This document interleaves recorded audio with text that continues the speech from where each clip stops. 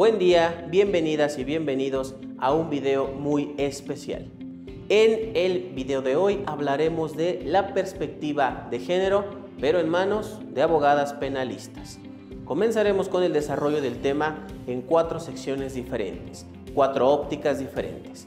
Les damos la bienvenida y nuestro agradecimiento anticipado a nuestras panelistas. Comencemos.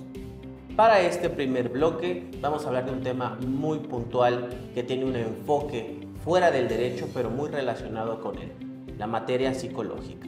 Y el primer tema a desarrollar es la perspectiva de género en el enfoque psicológico en el derecho penal mexicano.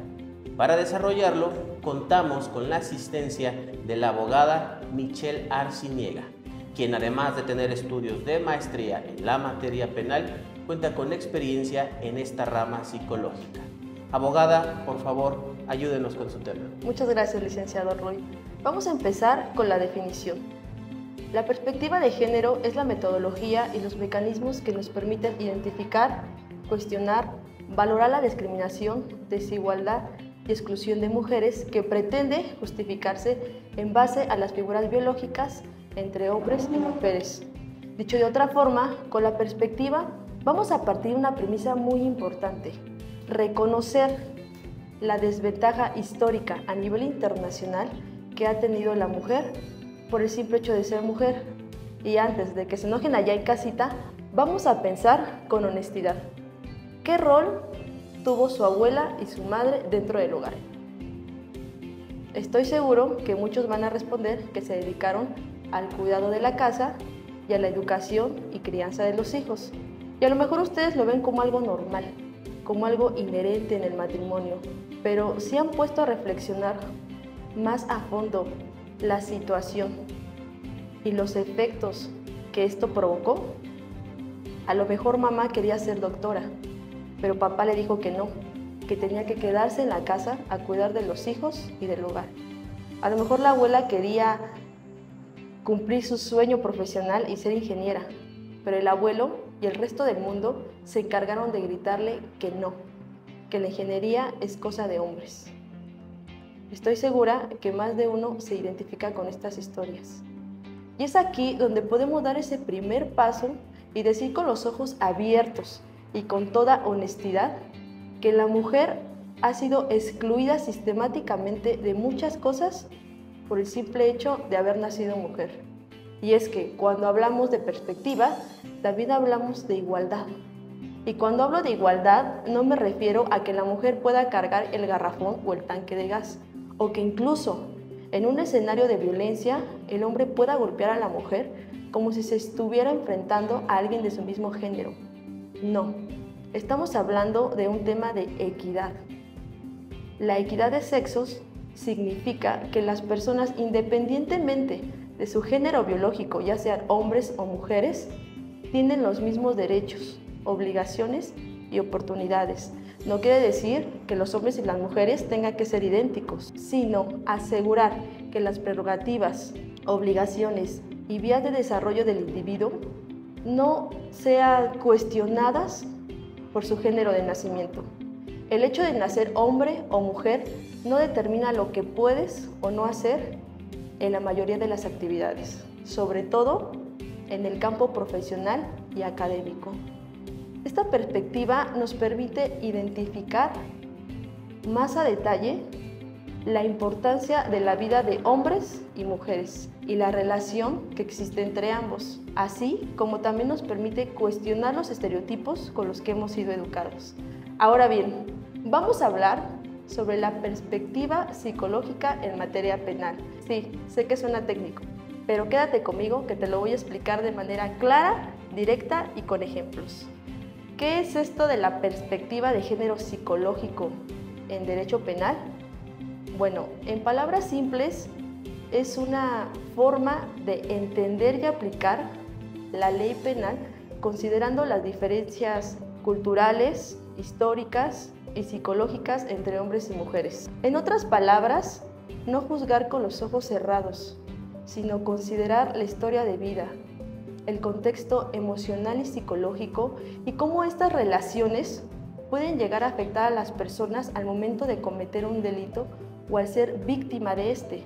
Imaginemos una mujer que ha sido víctima durante años, donde ha sufrido violencia física, violencia psicológica y un día decide actuar para defenderse.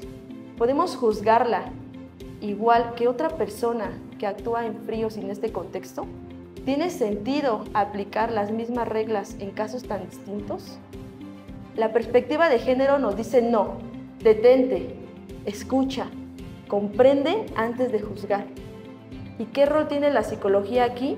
Importantísimo, porque no siempre el daño es visible físicamente, sino que también provoca secuelas internas, como por ejemplo, miedo constante, ansiedad, depresión, culpa e incluso la normalización del abuso. Esto influye en cómo la víctima reacciona, influye en el testimonio de la víctima, influye en cómo va a procesar el temor y el peligro. Incluso influye en las mujeres que cometieron delitos bajo violencia y coacción. ¿Y esto en qué cambia la práctica? En mucho, porque cambia cómo se investiga un caso poniendo siempre enfrente la salud mental de la víctima. Cambia en cómo se interroga a una mujer que fue víctima de abuso para evitar revictimizarla. Cambia en cómo se juzga a una mujer que cometió un delito bajo coacción. Cambia en cómo se aplica la sentencia, la reparación y sobre todo la sensibilidad en aplicar la ley. ¿Y esto beneficia a las mujeres por el simple hecho de ser mujeres? No, esto no es un beneficio, es un tema de justicia. Porque el hecho de hablar de igualdad no significa que todos tengamos que ser tratados igual, sino con equidad, es decir, considerando la forma de vida de cada persona, las circunstancias y sus límites. La ley no debe de ser ciega a la realidad, debe de abrir los ojos, el corazón y la mente. Y es aquí en donde encontramos esa unión entre la psicología, el derecho y la perspectiva. Ahora bien, vámonos del otro lado del mundo. Vamos a hablar de un caso realmente terrible. En diciembre del 2016, el primer tribunal de enjuiciamiento de Túnez ordenó a una niña de 13 años casarse con el hombre que la violó y la dejó embarazada. Recordemos que cuando hablamos de una menor de edad, no podemos decir que se cuenta con el consentimiento. Estamos hablando de un delito sexual. En esta sentencia, el tribunal no consideró los intereses de la menor. Al contrario, la obligó a casarse con el hombre que la violó, violentando su integridad física y emocional. Ahora bien, imaginemos el estado psicológico de esta niña de 13 años. Una niña que decidió denunciar a su agresor y como respuesta tuvo que tenía que casarse con su violador. ¿Acaso estamos locos? ¿En qué momento se volvió una solución legal hacer que la víctima tenga que vivir con su agresor? Es obvio que va a seguir siendo víctima de estos abusos. Y les quise compartir este ejemplo porque este es el ejemplo perfecto para decir que la perspectiva de género y la lógica están por los suelos. Excelente, abogada, muchísimas gracias por este primer bloque introductorio y para este segundo bloque contamos con la intervención de la especialista Yuridiana Gómez, quien además de su especialidad en la materia penal cuenta con experiencia laborando dentro de un ministerio público en materia familiar. Colega, por favor, nos apoya con su intervención que precisamente va enfocada en perspectiva de género desde la óptica del Ministerio Público. Adelante, por favor. Muchas gracias. Pues sí, como lo mencionaba la psicóloga y ampliando un poco su término, en realidad en el Ministerio Público sí tenemos la oportunidad de poder apoyar a todas estas mujeres.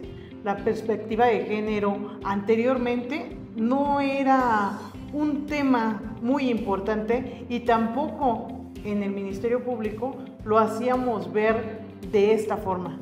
Desde aproximadamente el 2009 a la fecha se han activado protocolos distintos. Como lo mencionaba la abogada Michelle, es cierto que todas aquellas mujeres que viven o pasan por una situación de este índole, sí tenemos nosotros la obligación de llevar a cabo ciertos protocolos. Sin embargo, en ocasiones se nos ha hecho complicado por la falta de interés que tienen estas víctimas.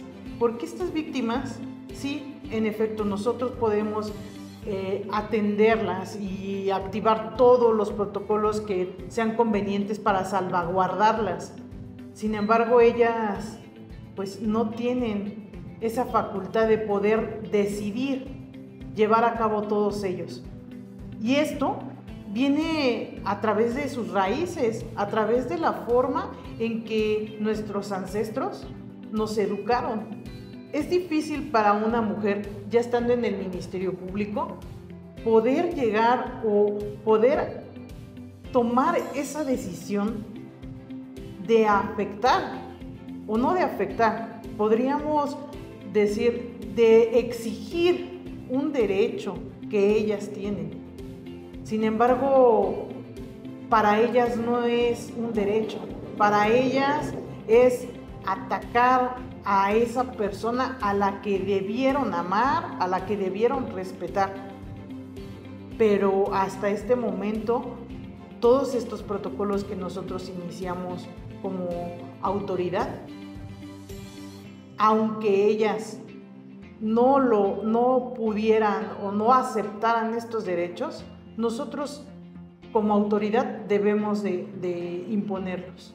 Como autoridad, nosotros podemos detectar a simple vista cuando una persona o cuando una mujer llega con nosotros y tiene un estado de shock, viene en un estado de shock.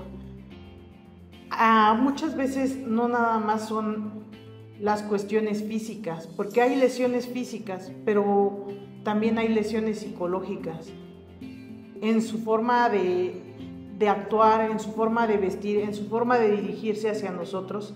Se nota el temor que tienen ellas para poder llevar a cabo esta denuncia. Las denuncias muchas veces no prosperan y no es por la autoridad, porque podrían decir varias personas o varios jurídicos que es por la autoridad. Sin embargo, a veces no es por nosotros, es porque la misma mujer ejerce ese sometimiento que tenía y desiste de seguir con estas actuaciones. En cuanto nosotros les explicamos este procedimiento a seguir, que incluye tal vez un arresto hacia su agresor, es cuando ellas pues toman otra decisión y no continúan con estas investigaciones. Cuando las víctimas llegan, nosotros activamos estos protocolos. Muchas veces tratamos de explicarles cuál es el procedimiento, pero ellas, al mencionarles todo este seguimiento que se le tiene que dar a esta carpeta de investigación, desisten. Y desisten muchas veces por miedo, muchas veces por amor, porque no solo es el contemplar a aquella persona que las ha victimizado siempre en un hecho donde pueda llegar hasta un reclusorio. Es el caso que en una ocasión nos llegó una persona, una mujer víctima de violencia por parte de su esposo. Ella, al llegar, sí tenía golpes, contaba con golpes, contaba con un estudio psicológico que se le realizó en la misma fiscalía, porque una vez que llegan ellas, lo primero o lo primordial es ver cómo está su salud, cómo están ellas o si requieren algún otro procedimiento. Posteriormente a ello, pasan con nosotros, tomamos datos generales y posteriormente las dirigimos hacia el psicólogo. El psicólogo es el que nos determina si efectivamente ellas tienen datos de violencia psicológica. Esta persona estaba tan sometida que tuvo miedo y tuvimos que activar el protocolo donde fue necesario trasladarla a una casa, a un refugio, junto con sus hijos. Nosotros continuamos con la perspectiva de género y activamos todos estos protocolos, que es no acercarse a la prohibición de acercarse a la víctima, prohibición de molestarla. A ella la trasladamos a otro lugar. Sin embargo, a pesar de que activamos todo esto, ella buscó la forma de salirse de este lugar e ir en busca de su agresor. No sabemos en realidad qué pasaba por su mente, pero ella finalmente concluyó con otorgar un perdón a esta persona y continuó con él. Les he de mencionar que solo pasaron escasos 4 o 5 meses y regresó nuevamente a iniciar otra carpeta de investigación en contra de él. De esta forma fueron tres ocasiones las que ella regresó, y nosotros esas 3 ocasiones tuvimos que activar estos protocolos, pero lamentablemente en ninguna de las 3 funcionó, porque ella sigue sometida sobre este agresor. Nosotros como Ministerio Público estamos para ayudarte, para explicarte y para acompañarte en todo este proceso. Tenemos muchas e infinidad de condiciones en las que podemos lograr rescatarte. Muy bien, abogada, muchísimas gracias por esa intervención interesante, la óptica de un ministerio público ante este tipo de situaciones en donde hay una reincidencia por parte de la víctima. La víctima está atorada en un círculo vicioso y es en donde intervienen precisamente los 2 aspectos que ya abordamos, el tema psicológico y el tema de atención por parte de las autoridades. Vamos a pasar a nuestro tercer bloque. Y pasando a nuestra tercera sección de este segmento, tenemos a la maestra Pamela Oviedo, quien cuenta con estudios de maestría y especialización en el sistema penal acusatorio, y quien nos apoyará con su perspectiva desde la óptica de un asesor jurídico. Maestra, adelante con su tema, por favor. Muchas gracias, licenciada Stuart. Mi perspectiva como asesora jurídica en el sistema penal acusatorio, como parte de este sistema, siendo servidora pública. La perspectiva de género en el sistema penal, desde mi punto de vista, no revictimiza a las víctimas, más bien es una herramienta que nos fortalece para llevar a cabo estos derechos que tiene la víctima, más sentados actualmente por los protocolos con los que ya contamos, mismos que nos sirven y nos funcionan para evitar que se sigan trascendiendo situaciones que acontecían anteriormente desde la agencia de investigación, donde revictimizaban al víctima preguntándole el por qué hasta ahorita viene a denunciar, el por qué vivía con él, el por qué seguía viviendo con la persona, por qué seguía frecuentándolo, por qué permitía que sus hijos siguieran ahí. Cuando no nos centramos o no nos ponemos a ver desde esta parte que me toca a mí, el convivir, el llegar con la víctima vulnerable, el llegar con la víctima con asimetría de poder, porque no sabemos muchas veces la perspectiva del otro lado. ¿Qué pasa? La víctima es una mujer La víctima es vulnerable, ¿por qué? Porque pues depende económicamente de la persona. ¿Por qué? Porque en muchas ocasiones está encerrada, no puede salir, porque en muchas ocasiones ya acudió a una agencia del Ministerio Público a solicitar medidas de protección, a solicitar inicio de carpeta, y muchas ocasiones son carpetas que porque la manera de trabajar, que tienen que salir a trabajar para llevar el sustento a sus hijos, en ocasiones por ser madres solteras, en ocasiones por tener a cargo también a sus padres, no se les da la atención. ¿Por qué? Porque no dan seguimiento a esta carpeta. Es una carpeta que se va al no ejercicio de la acción penal. ¿Por qué? Porque no vino a darle seguimiento. Es una carpetas que se quedan archivadas. Bueno, en mi perspectiva como asesora jurídica, ¿qué tengo que hacer? Fortalecer este acompañamiento de la víctima, fortalecer este lazo, esta comunicación. Yo siempre les manejo, somos un equipo. Vamos a trabajar asesoría jurídica, víctima, en compañía con Ministerio Público. Les pido paciencia, sobre todo porque en muchas ocasiones a mí me toca ya estuve en la etapa de integración, de iniciar carpetas en la agencia del Ministerio Público, ya estuve en la etapa de integrar, ya estuve en la etapa, ahora estoy en la etapa intermedia, ahora estoy en la etapa ya donde se lleva a cabo todo este trabajo que iniciamos todos los servidores públicos desde agencia de investigación.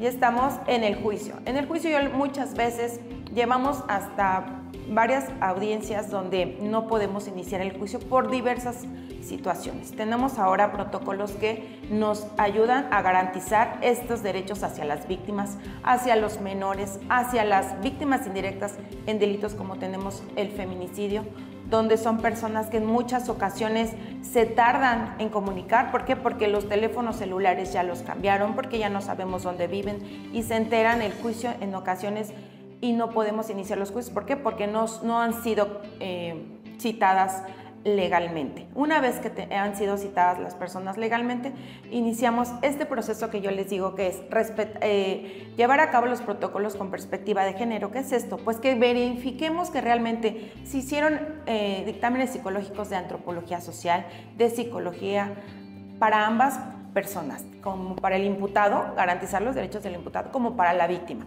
Que efectivamente se realizaron los protocolos, se están realizando, se han hecho, cada audiencia se dan las condiciones para poder llevar a cabo las audiencias, evitando que se violenten derechos fundamentales, como es, si tenemos una víctima que requiere a un traductor porque viene de una comunidad mazahua, de una comunidad que necesitamos este traductor, este acompañamiento, necesitamos requerirlo. Si no escuchan, tenemos que pedir tanto audífonos como para el imputado como para la víctima. Esta perspectiva de género en el sistema penal es importante y garantiza los derechos de ambas partes, no únicamente es enfocado a la víctima. Si bien es cierto, en muchas ocasiones hemos tenido que las víctimas se desmoralizan porque no inician sus carpetas, porque son niños menores que tenemos que proteger su identidad, solicitando un cuarto de testigo protegido, donde esté presente siempre la psicóloga, un psicólogo, el personal del DIF, un psicólogo del DIF y un personal de psicología que nos esté presente con la víctima. ¿Qué pasa si llevamos a cabo las audiencias y no se garantizó esta perspectiva de género, si no se respetaron los protocolos ya establecidos para niños y niñas, para juzgar con perspectiva de género? Son reposiciones. Reposiciones que ¿a dónde nos llevan? A revictimizar a la víctima, a que la víctima vuelva a revivir situaciones que ya ha afrontado, vuelve a vivir lo mismo, vuelven en ocasiones pues a pintan para hacer sentencias que ya en su momento fueron condenatorias, pero se llevó a los últimos recursos. ¿Y qué pasan? Son procedimientos que se reponen. ¿Por qué? Porque se pasaron de los 10 días, porque no hubo psicólogo, porque no hubo traductor, porque no hubo personal del DIF, porque la víctima declaró y no había psicólogo. ¿Y qué pasa? Volvemos a reponer un procedimiento donde personal ya no trabaja, ya no laboran peritos, ya se fueron de baja en sus en varias ocasiones ya fallecieron, ya no contamos con ellos. Muchas veces son incorporados y los hacemos por lectura. Sin embargo, muchos feritos que llegan a faltar. Entonces, para evitar esta revictimización es importante pues cumplir con cada uno de los protocolos con los que cuenta la Suprema Corte de Justicia. Son importantes para nuestro sistema penal acusatorio, así es. El vigilar que se cumplan cada uno de los estereotipos, que no haya perjuicios de género por su color, porque son indígenas, porque son menores, porque son mujeres. Hay que garantizar cada una de las leyes con las que contamos, ley para juzgar con perspectiva de género, ley para evitar la violencia y discriminación contra la mujer. En muchas ocasiones notamos yo como asesora jurídica que la víctima llega un momento en que es que yo ya no quería, yo únicamente quise levantar mi denuncia, pero yo no pensé que fuéramos a llegar hasta un juicio. Yo ya quiero que salga mi papá, yo ya quiero que salga mi pareja, yo ya quiero que salga mi hermano, yo ya quiero, pero no se dan cuenta, ahí entra nuestro labor y mucho labor hacemos con trabajo social, con las psicólogas, peritos en trabajo social, con el DIF. ¿Por qué? Porque la víctima se encuentra inmiscuida en un círculo de violencia. ¿Qué pasa en este círculo de violencia? Que muchas veces va aumentando y no se dan cuenta. Piensan que el ir o dar, me ha tocado también y les voy a compartir una víctima que ya estando en juicio refirió que no era su denuncia, que ella no había dicho eso, que no reconocía su firma. Sin embargo, pues la Fiscalía cuenta con un gran y amplio catálogo de peritos. En este caso se solicitó el fiscal un perito en grafoscopía, el cual hizo el estudio y realmente en juicio se presentó y efectivamente era la firma de la víctima. La víctima pues estaba queriendo ayudar a su pareja, porque en muchas ocasiones también las víctimas pues resulta que están entrando a ver a sus parejas. Hay también registros, estos registros en muchas ocasiones pues nos llegan a servir para presentarlos al juez y seguimos con esta vulnerabilidad de la víctima, esta asimetría de poder, aún estando presos, aún estando dentro del reclusorio, sigue esa asimetría de poder, siguen esa vulnerabilidad de la víctima adentro, pues ellos logran manipular a la víctima. Sin embargo, pues la Fiscalía, como bien garante y como uno de los principales objetivos primordiales de nuestro sistema penal acusatorio establecidos en nuestro Código Nacional, es garantizar que el culpable no quede impune, que la reparación del daño de la víctima quede sanada y evitar que vuelva a suceder esto. Estas agresiones, estas lesiones hacia la víctima, hacia este grupo vulnerable. Entonces, ¿qué hace? ¿Qué sucedió en esta situación?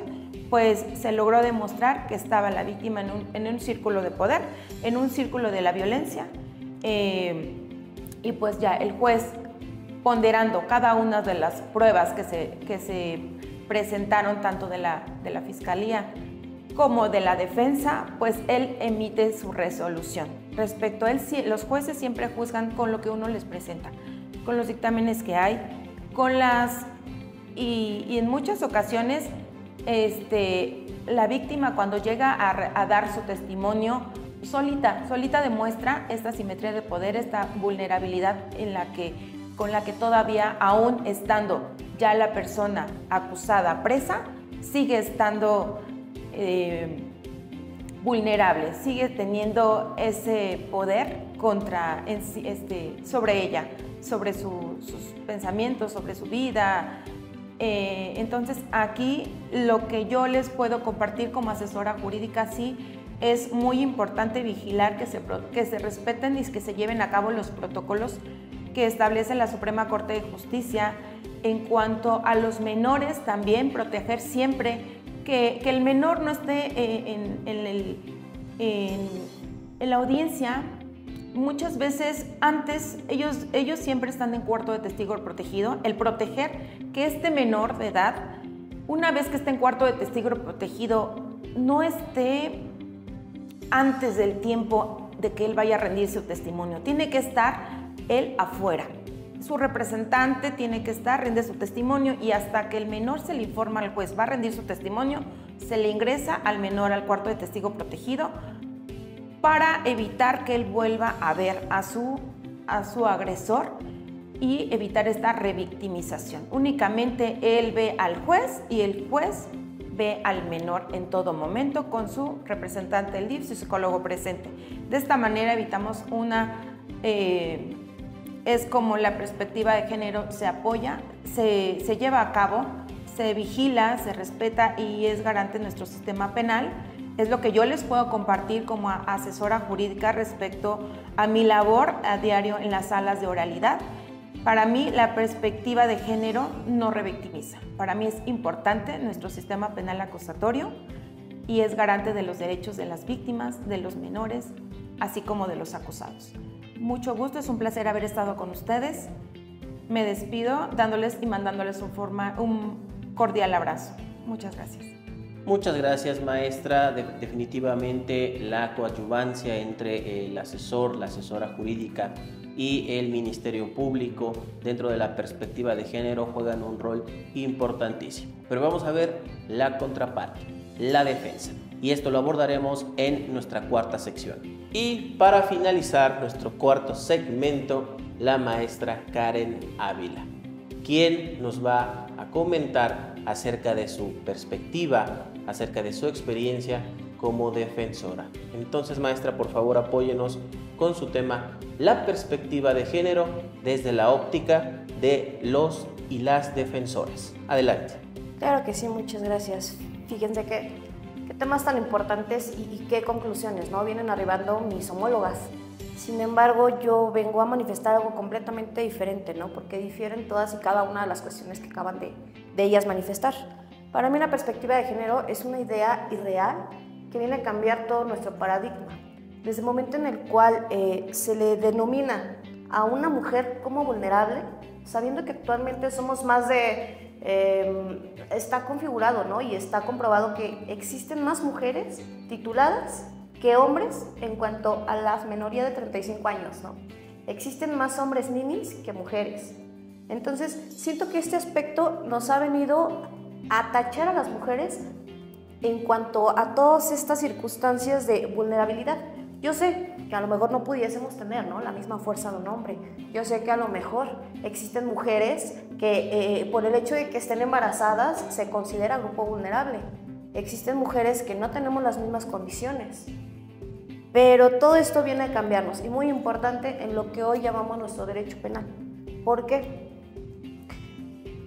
Una persona vino y dijo, vamos a crear un protocolo llamado perspectiva de género, en donde todos los juzgadores ya están obligados a que tienen que aplicarlo.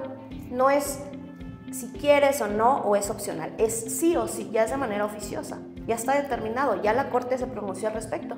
Entonces vienen y nos dicen que tenemos que aplicar completamente este protocolo, en donde ese protocolo yo lo considero anticonstitucional. ¿Por qué? ¿Dónde queda mi derecho de igualdad? ¿Dónde queda el que nada más por el simple hecho de ser mujer ya se va a considerar un agravante, ya se va a considerar algo grave? Si ponemos a una mujer y a un hombre, a una mujer le dices, ¿sabes qué? Estás muy guapa, y de igual forma le dices al hombre, estás muy guapo, se va a agravar o va a tener más consecuencias el hecho de que le digas a una mujer por el simple hecho de atacar con perspectiva de género. Siento que nos encontramos desproporcionales, ¿no? Hablando en cuanto a mi experiencia profesional o lo que me dedico a día, yo regularmente defiendo un poco más en cuanto a hombres. ¿Por qué? Casi siempre en cuanto a mi experiencia laboral soy defensa.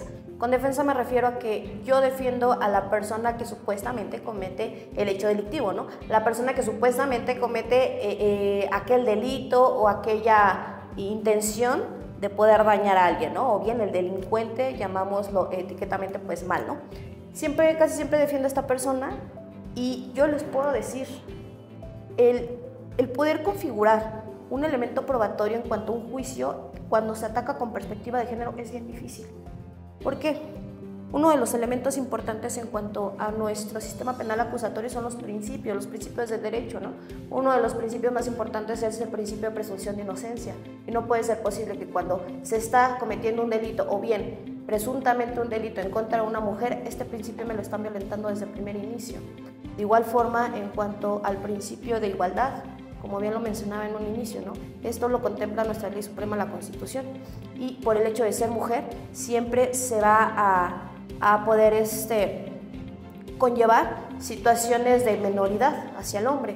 De igual forma, me están atacando al principio de contradicción. ¿Por qué el principio de contradicción? Aquí es algo bien importante, ¿no? Porque cuando son temas contra mujeres, y yo lo digo, ¿no? Porque siempre estoy de este lado, cuando son temas contra mujeres, cuando tú vas a poder debatir o quieres debatir circunstancias de mujeres, los jueces desde un momento te paran. ¿Por qué? Porque están atacando, porque están juzgando. ¿Por qué? Porque están viendo el hecho desde perspectiva de género. ¿Por qué? Porque hay una mujer de por medio. ¿Por qué? Porque desde la primera intervención del juzgador, siempre y cuando haya una denuncia, que yo lo llamo señalamiento, o bien hay jurisprudencia de por medio que te dice que nada más por el hecho de haber señalamiento, siempre les van a creer, nunca van a poner en duda el dicho de la mujer, nada más por el simple hecho de ser perspectiva de género, ¿no? Entonces yo en este momento digo, ¿dónde queda el que yo pueda debatir cualquier cuestión, ¿no? Si desde primera intervención el juez te para y te dice, no, es que yo tengo que visualizar, es que yo tengo que juzgar con perspectiva de género. La perspectiva de género no es nada más que decirle a aquella persona que va a juzgar, espera, antes de visualizar tienes que tomar en cuenta las condiciones, la educación, el entorno y que la mujer es vulnerable. Eso es la perspectiva de género. A nosotros las defensas, y no me van a dejar mentir mis homólogos, que nos encontramos día a día enfrente de un juez, ¿no? Un juez de control o bien un tribunal de enjuiciamiento. Les apuesto que 1 de cada 10 asuntos con perspectiva de género los podemos sacar a flote. Desde el momento en el cual no nos dejan intervenir, desde el momento en el cual nos violentan nuestro derecho de contradicción, ¿no? Y violentan la presunción de inocencia, de igual forma el derecho de igualdad, el derecho de retroactividad, el de culpabilidad, ¿no? Porque el de culpabilidad es muy claro, nos indica que toda persona va a ser culpable siempre y cuando conforme a la intervención los elementos normativos y los elementos subjetivos del delito. Entonces, todos esos aspectos a nosotros como defensores, y se lo está diciendo una mujer, ¿no? Una mujer que es abogada, una mujer que es penalista y claro, una mujer que tiene un hijo y una hija. Entonces, yo creo que nada más vino a poder cambiar todas estas cuestiones para poder, podríamos decirlo, que había un índice muy grande en cuanto a la violencia contra la mujer. Entonces llega una persona y dice, esta es la forma adecuada para erradicarla. Sin embargo, siento que sí se erradicó un poco, pero a raíz de eso, y lo digo con muchísimo respeto, ¿no? Para todas esas personas que nos están viendo y para todas mis compañeras aquí que acaban de trascender en este lugar, pero creo que más allá de poder realizar un cambio importante, creo que nada más esto vino a realizar una confusión en cuanto a las mujeres. Las mujeres dicen, es que ya tenemos el poder, es que el patriarcado ya se está yendo abajo, ya tenemos el monopolio, ¿no? Pero yo creo que están configurando demasiadas situaciones o actos para que las mujeres puedan aprovecharse sobre esa situación y abusar de estas circunstancias, porque estas circunstancias cada vez hay más asuntos de violencia familiar, ¿no? Y les digo de igual forma desde este lado, ¿no? Cuando el 80% de los asuntos que nos llegan es que nada más me amenazó, es que me sentí agredida, es que nada más me dijo guapa, ¿no? Pero ¿cuántas veces vemos de igual forma, ¿no? Que si lo cambiamos completamente, pues al hombre no puede ir a la fiscalía a decirles que voy a denunciar un acoso porque la chica de las tortillas me dijo que estaba muy guapa.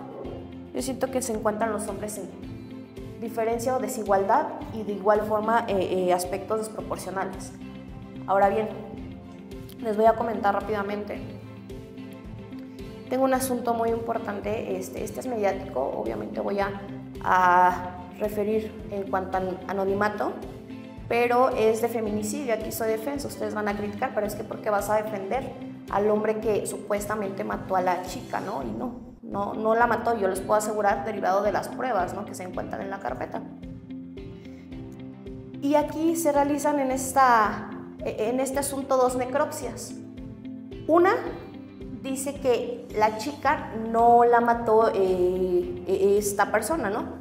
Porque no fue asfixia. Sin en cambio, la segunda, el Ministerio Público, antes de eso, retrocedo, el Ministerio Público dice, no me parece factible tu necropsia. ¿Por qué? Porque tuviste que haber atacado elementos con perspectiva de género. Ok, entonces otro perito de medicina forense, que esta es mujer, realiza la necropsia y completamente su segunda necropsia dice, tomando en cuenta el principio de presunción de inocencia, tomando en cuenta aspectos generales de perspectiva de género, tomando en cuenta que esta era mujer, tomando en cuenta que este es hombre y por lo tanto tiene más fuerza, tomando en cuenta que la mujer pesaba tantos kilos y tomando en cuenta que el hombre se dedica a una función a lo mejor de alto riesgo, por eso se conlleva a que sí la mató en cuanto a sus conclusiones. Y esos son aspectos que debates en una audiencia y debates con un juez de control y te para, ¿no? Desde la primera intervención, a ver, abogada, ¿cómo me vienes a decir esa situación si yo tengo que juzgar con perspectiva de género? Desde un primer inicio te está diciendo o te está tachando de que esta persona se pudo haberlo hecho. ¿Por qué? Porque los elementos objetivos, que en este caso pues es la pericial, te está diciendo, hay muchísima probable responsabilidad. Entonces, ¿qué va a pasar con todas las personas que a lo mejor no cometen ese delito? ¿Qué va a pasar con estas personas que no realizaron esa conducta, pero sin embargo, pues se encuentran presas? Porque las mujeres considero que hemos abusado de todas estas circunstancias. Hemos abusado de que alguien creó esta perspectiva de género, hemos abusado de los elementos subjetivos en cuanto a la normatividad, para después de eso pues aprovecharnos, iniciar denuncias, manifestar cualquier cuestión. Al fin y al cabo pues nosotras sí nos van a hacer caso, ¿no? Se han creado cuantas fiscalías con perspectiva de género. Actualmente está el violentómetro, en donde vas a una fiscalía especializada en perspectiva de género y tú le dices, y también les digo, ¿no? Porque también he sido asesor jurídico, pero acompaño a mi víctima y le dice, es que me dijo que te voy a matar. Y ya con ese aspecto, ¿qué es lo que va a pasar? Tu carpeta se va a judicializar bien rápido, ¿no? Cuando sin embargo voy a llevar a un hombre a una fiscalía normal y el chico puede haber traído lesiones que duran más de 60 días, el chico puede tener a lo mejor un delito más grave. ¿Qué le van a decir al chico? Ven mañana. ¿Qué le van a decir al chico? ¿Sabes qué? Júntame los elementos probatorios suficientes para que yo pueda integrar tu carpeta y posterior a eso, a ver si te llevo a judicializar, a ver si te llevo con un juez de control. Pero sin en cambio a la chica, ¿cómo la van a evaluar, la designar y juzgar con perspectiva de género? Pues a la chica le van a hacer un poco más de caso, ¿no? ¿Qué nos dice nuestro artículo 137 del Código Nacional de Procedimientos Penales? Nos dice que existen algunas medidas de protección. ¿Qué son las medidas de protección? Son herramientas que te va a brindar el Ministerio Público para salvaguardar tu integridad. Pero en uno de los últimos párrafos nos indica, si estas medidas de protección incluye alguna mujer de por medio, te vamos a guiar con perspectiva de género. Es decir, a los 5 días posteriores te vamos a citar a una audiencia en donde un juez le va a hacer saber a la persona que se le está investigando el delito cuáles son las medidas de protección que el Ministerio Público pues optó para poderte configurar.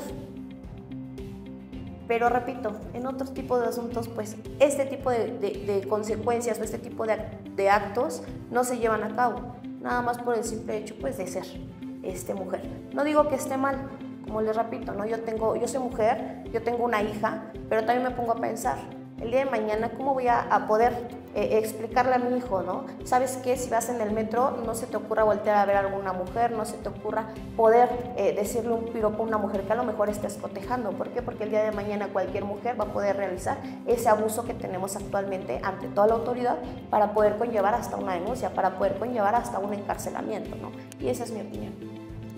Muy bien, maestra, muchísimas gracias por su intervención polémica, contraria a las otras 3 panelistas que tuvimos, pero al final de eso se trata este tipo de charlas, de poder crecer con ideas aunque sean contrarias entre sí. Muchísimas gracias por su intervención, con eso damos fin a nuestro bloque número 4 y a nuestra charla del día de hoy. Muchísimas gracias a nuestras 4 abogadas que de manera magistral compartieron estos 4 diferentes puntos de vista, 4 perspectivas que hay que considerar en la perspectiva de género, y definitivamente el debate se presta para mucho más, pero esta sesión ha concluido. Les agradecemos muchísimo su participación, les reiteramos que tienen las puertas abiertas en el proyecto para cuando lo deseen, y a ustedes les agradecemos el favor de su atención. Cuídense mucho y nos vemos muy pronto. Muchas gracias.